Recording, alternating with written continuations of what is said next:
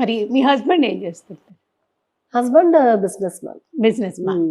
Okay. ఆయన నా husband ముస్లిం. Okay. So marriage చేసుకో అంటే పిల్లలు లేరు అనే ఇప్పుడున్న టెక్నాలజీకి పిల్లలు లేరు అనేదానికన్నా నాకు ఇంట్రెస్ట్ లేదని చెప్పాలి, నిజం చెప్పాలంటే. ఓకే. నేను చెప్పకూడదు అనుకుంటాను, కానీ చెప్పాల్సిన సిచ్యువేషన్. నేను చెప్పడం వల్ల సింపతి అట్లాంటిది ఏం లేదు. నేను ఎప్పుడు నిజం చెప్తాను, మాక్సిమం అబద్ధం చెప్పను. నటించడం నాకు రాదు. కెమెరా ముందుగా పోతే చెప్తే యాక్ట్ చేస్తాను, రియల్ లైఫ్లో యాక్టింగ్ చెప్పడం.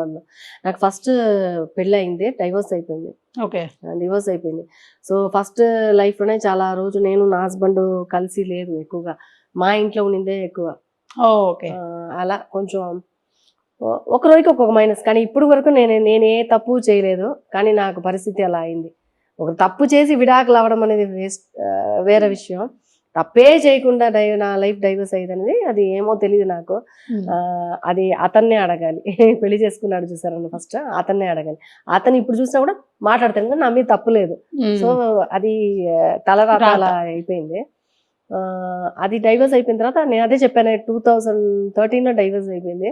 అంతకు ముందు వరకు కూడా కలిసి లేదు. సో 2 సార్లు ప్రెగ్నెన్సీ వచ్చి అబార్షన్ అయిపోయింది. అబార్షన్ ఫైబ్రాయిడ్స్ ఉండింది నాకు యూటర్స్ లో, చిన్నగా ఉండింది ఫైబ్రాయిడ్స్. అప్పుడు టాబ్లెట్స్ తో కరిగిచ్చవచ్చు అన్నారు, కానీ మాకు గొడవలు ఆ ప్రాబ్లమ్స్ లో దాన్ని మర్చిపోయినాం. అదే ఏమైపోయినా మరి 2018లో నా స్కూల్లో చదివిన ఆయన, మా స్కూల్లో చదివిన ఆయన నా ఫ్రెండ్ నా క్లాస్మేట్ కాదు, వేరే క్లాస్.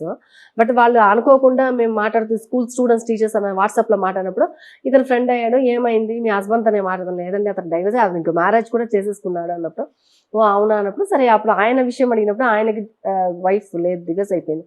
అంటే 2 days 3 days ఉన్నారు వాళ్ళు కలిసి.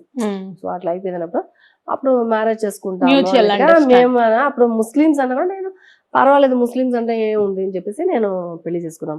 సో 2018లో మ్యారేజ్ అయింది. 2008 ఇప్పుడు 7 years అవుతుంది. సో దాని టైంలో ఒక 2 times ఇక్కడ ప్రెగ్నెన్సీ వచ్చి సేమ్ ఫైబ్రాయిడ్స్ రీజన్. అప్పుడు ఏంటంటే ఫైబ్రాయిడ్స్ చిన్నగా ఉంది, ఇప్పుడు పెద్దవి అయిపోయింది. దాని తర్వాత కొంచెం ప్రాబ్లం అయిపోయింది. దాని తర్వాత మాకు వద్దులే, మనకేమో జాతకంలో పిల్లలు లేరు అనుకుంటాను.